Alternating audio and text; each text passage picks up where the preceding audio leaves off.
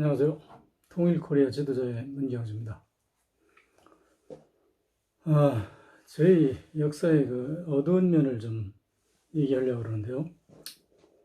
우리가 오늘날까지도 이 해방 후 근 70년간 민주정치라는 그 제도를 운영해 왔음에도 불구하고 여전히 그 민민 갈등에 의해서 근세사회는 자본주의에 관한 갈등이라고 그러나요?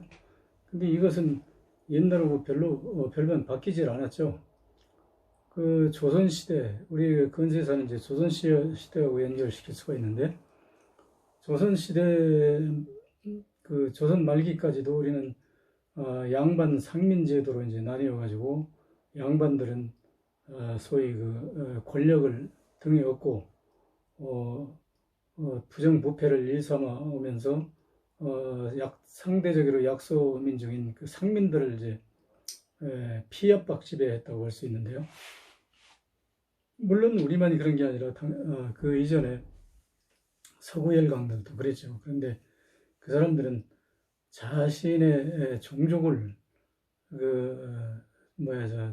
상민으로 지배한 건, 도예로 지배한 거는 별로 없고, 예를 들어서 타 종족을 무슨 전쟁으로 복속시켰다든지 그랬을 때 이제 그 노예로 삼는 경우가 있었고, 또 미국 같은 경우는 다민족 국가다 보니까 뭐 그 종족이라는 그 개념이 없죠. 거기다가 또 대부분 그 아프리카에 이제 흑인들을 사다가 노예로 부렸는데요. 그럼에도 불구하고 그 사람들은 어떤 정책을 폈냐면, 인간이 이래서는 이제 안 된다는 어떤 그 자각이 있는 사람들이 많이 있어가지고, 그 여러 가지 이제 측면에서 결국은 링컨 대통령이 이제 마지막에 노예 해방 제도를 이제 사인한 거 아닙니까? 근데 그러기 위해서는 뭐 링컨 대통령도 처음에는 그 노예 해방 뭐 절대 찬성자는 아니었고, 사회 분위기가 이제 그런 식으로 몰고 갔던 거죠. 근데 우리는 불행하게도 이제 노예 해방, 우리 상민 해방을 우리 민족 스스로 자진해서 한 게 아니라 일본에 의해서 이제 노예가 해방됐단 말이에요. 다시 얘기하면 일본이 우리나라를 지배하는 데 있어서 그 노예 제도를 그 사람들은 악용을 했죠. 왜냐하면 우리 양반들하고 직접 안 싸우고 상민과 양반의 갈등을 조장해가지고 이제 상민으로 하여금 양반 세력을 몰락시키는 거 아닙니까? 예를 들어서 상민들은 뭐 20, 100시, 박씨 뭐 어쩌고저쩌고 그 성씨도 없는 무슨 서방 하는 그 노예들 와라 해가지고 부르면 예 주인마님 하고 따라가서 굽시려 그랬는데, 일본 놈들은 반대로 양반에게도 물론 그렇게 하지만 그 상민들한테 와서 김상 박상 해가면서 깍듯이 인사를 해가지고 정말 그 인간으로서 이제 인간 존중했고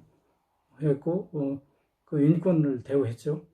그러다 보니까 상민들은 양반보다는 일본이 더 낫다고 하는 그 개념이 이제 싹트기 시작하죠. 그러면서도 이제 그 인간 내면적에서는 많은 갈등을 하게 되는데, 지금까지 이렇게 상전으로 모시던 그 우리 조상을 하루아침에 배신하고, 우리 그 동족을 하루아침에 배신하고, 외세에 의존해가지고 내가 이익을 볼 것이냐 안 볼 것이냐 갈등하면서도 자연스럽게 일본에게 이제 끌려가지고 결국은 나중에 이제 양반을 무시하고 뭐 이러다 보니까 양반들이 상민들, 지금까지 피지배, 압박 지배했던 그 상민들로부터 반응을 받게 되자 스스로 화병이 나서 죽는 사람도 있고, 뭐 양반이 이제 더 앞장서서 친일을 해가지고 일본 세력을 등에 업고 오히려 상민을 피압박하는 경우도 있고, 이러다 보니까 우리의 양반 쌍민 제도가 결국은 그 침략에 있어서 상민으로 하여금 적군에게 협력하도록 몰아가는 그런 결과를 낳았고, 또 양반도 나름대로 상민들로부터 당하는 그 분노에 의해서 자신들도 이제 적군에게 의존해서 상민을 더 피압박하려고 하는 그런 게 있었고. 그래서 이제 결국은 우리가 이제 조선 사회가 이제 몰락하는 기폭제가 더 가속화됐죠. 그래서 이제 조선 사회가 몰락하게 되는데, 그 몰락해가지고 일본한테 이제 36년간을 우리가 지배를 받는데, 그 지배를 받으면서 사실상 이제 그 상민 계급이 우리 조선 신민의 절반 정도 된다고 할 때, 그 사람들은 이제 완전히 해방된 거 아닙니까? 비압박 그 양반 세력으로부터. 그러면 어떻게 해야 되냐면, 우리가 과거에 그 양반들로부터 그렇게 당해왔던 게 사실은 억울한 것이었다. 그러니 내 자식들을 똑똑하게 공부시켜서 그런 그 양반들로부터 피압박 받은 그 민족 차별 이런 것은 우리 세대에서 이게 막아야 되겠다. 그런 어떤 좋은 쪽으로 이제 결심을 해가지고 자식들을 공부시켰으면 되는데, 상민들은 어떻게 했습니까? 자기 자식들을 공부시키면서 뭐라고 하냐면, 나는 죽어도 뼈가 으스러져 죽어도 너를 공부시킬 테니까 너는 너도 양반이 돼가지고 당당하게 네가 우리 양반 노릇을 해야 된다. 이제 그런 식으로 이제 은연중에 공부를 시켰는데, 그런 공부를 시키자니까 어떻게 해야 돼요? 우선 고등고시를 봐가지고 판검사가 되라. 그리고 이제 그것도 아니면 경찰이라도 되라. 그것도 아니면 면석이라도 되라. 뭐 이런 식으로 이제 교육을 시켜서 자연스럽게 상민들의 자제들도 옛날에 양반들이 누리던 지위를 내가 좀 누려야 되겠어. 내가 좀 출세해가지고. 그런 어떤 혈통적인 민족 감정, 그게 이제 머릿속에 들어가지고 양반 세력과 상민 세력 간의 자연스러운 어떤 갈등에 의해서 이제 나중에는 점차 어떻게 발전하냐면, 양반이고 상놈이고 이제 개념이 모호해졌으니까 지금부터는 무조건 돈을 벌든가 높은 지위를 얻어서 같은 민족을 부려먹어야 되겠다. 그래서 하다못해 이제 우리가 산업화 정책 시대에 돌아와서도 공장에서 이제 일하는 사람들은 예를 들어서 상민들 다루듯 그렇게 하려고는 지배 본능이 발동했고, 상민 계급일지라도 그 사람들이 공부해가지고 그 회사에 이제 중력으로 채용이 되면, 그 사람들이 우리 조상들이 이 민족 갈등에 의해서 그런 피나는 고통을 겪었으니까, 나는 저 일하는 사람들을 같은 민족으로서 애워오고 저 사람들을 지도에서 이렇게 잘 조화롭고 평화롭게 민족 발전을 이끌어야 되겠다. 그런 지도자가 되겠다. 이런 생각보다는 어떻게든지 저 사람들을 놀러가지고 내가 출세해야 되겠다. 이런 어떤 이상한 경쟁적 민족 갈등 개념이랄까요? 이런 게 이제 속에 잠재되어 있는 것이죠. 그래서 저도 일반 노동자에서부터 공장 노동자 또는 큰 회사, 인류 회사의 어떤 화이트 칼라까지 다 해봤는데요. 이 근로자를 착취하는 것은 같은 근로자가 착취해요. 예를 들어서 대기업의 회장이 김아목의 이제 회장이라고 치고, 그 밑에 이사, 부장, 차장, 과장, 대리, 반장, 주임 이런 게 이제 주스룩하게 계급이 있지 않습니까? 근데 계급이 있는데, 예를 들어서 그 회사의 회장이나 누가 이제 오너라고 한다면, 오너가 밑에 사람들을 불러다 놓고, 야, 우리 근로자 저 사람들 좀 어떻게 착취하는 방법을 너 좀 연구해봐. 이렇게 지시하는 거는 하나도 없다고 생각을 해요. 그런데 이제 밑에서 소위 과장, 계장 이런 사람들이 어떻게든지 출세하려고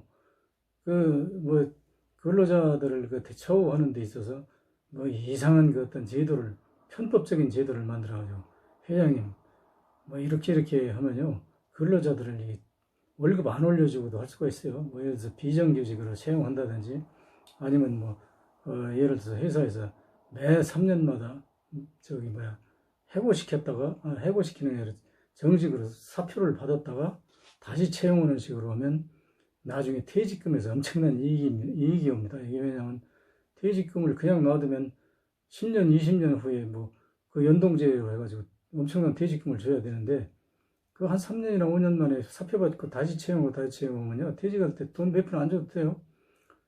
그러니까 이런 식으로 어떤 안을 짜가지고 회장한테 가서 브리핑을 싹 한단 말이에요. 그러면 회장은 차마 자기가 그런 그 안을 짜고 싶지는 않았지만 그 뭐야 저 들어보면 자기한테 이익이 온다고 그러니까 그냥 속으로 그래 잘 어디 한번 해봐 뭐 별 문제 없이 부작용 없이 한번 해봐 뭐 이런 식으로 이제 해가지고 회장은 은연중에 저럼 유능한 놈이네 전 대리인데 다음에 과장 시켜줘야 되겠는데 뭐 이런 식으로 해가지고 제 동료를 제 민족의 권리를 팔아가지고 지 혼자 출세하는 이런 이제 구조의 아주 나쁜 그 관습을 가지고 온 게 우리나라의 이제 현대화되어 있는 이 시대의 흐름이란 말이에요. 그것은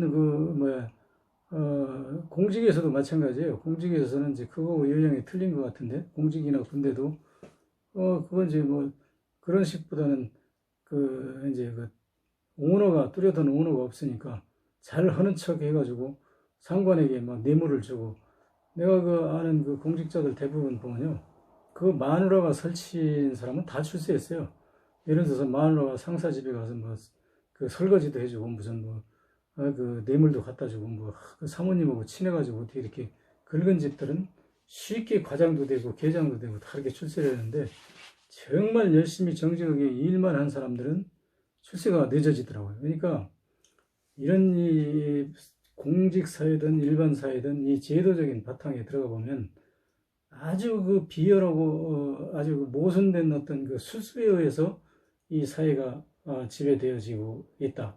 그런 데 대해서 저는 상당히 우려와 회의를 표하면서 내가 이런 세상을 바꿀 수 없는 한계에 대해서 상당히 절망을 하게 되는데요. 그래서 지금도 내가 예를 들어서 한 40대의 젊음이라면 내가 이런 거를 좀 어떻게 개혁하는 노력을 하고 싶어요. 근데 이제 앞으로 내가 살 날이 얼마 남지 않은 마지막 인생의 어떤 정점에 서 있다고 하는 데 대해서 서글픔을 느끼고 있는데요.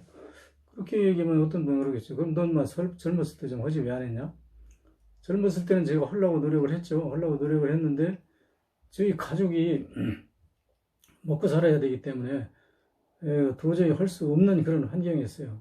제가 전번에도 한번 말씀드린 적이 있는데 우리 아들놈이 벼랑간 폐렴이 걸렸는데 병원에 입원비가 없어가지고 이렇게 죽어가는 그 상황을 지켜보다가 결국은 우리 마누라의 어떤 적극적인 액션에 의해서 누군가한테 돈을 빌려가지고 겨우 이제 아들놈을 이제 살리고 나서 나는 우선 우리 가족이 나 없어도 적어도 3년, 5년 정도는 먹고 살 수 있는 재력을 확보해 놓고 그 다음에 내가 무슨 사회개혁운동이든지 뭐 정치를 하든지 이런 걸 하겠다 하는 그런 어떤 각오를 가지고 대들었는데 그래서 이제 목표가 뭐냐면 하여튼 50살 전에 100억을 버는 걸 목표로 했었거든요. 근데 50살 전에 100억을 못 벌었어요. 60살 돼도 100억을 못 벌었어요. 두 번째 목표가 뭐냐면 60살까지만 경제활동하고 그 다음에 굶어 죽어도 안 한다. 왜 그러냐면 우리 아버지가 자연스럽게 64세에 이제 노안으로 이제 돌아가셨기 때문에 나도 64, 5세면 죽을 것이다 해가지고 그래서 이제 그때 모든 경제활동을 접었는데요. 지금 생각해 보니까 지금 제가 70이 넘었잖아요. 근데 아직 안 죽었단 말이에요. 그래서 이렇게 보면 그때 내가 이 세상이 바뀌는 줄을 몰랐구나. 그때 내가 그런 줄 알았더라면 차라리 그때부터라도 무슨 사회개혁운동에 앞장설 것을 하는 후회가 남는데 여러분 후회는 아무리 빨라도 늦다고 그러죠.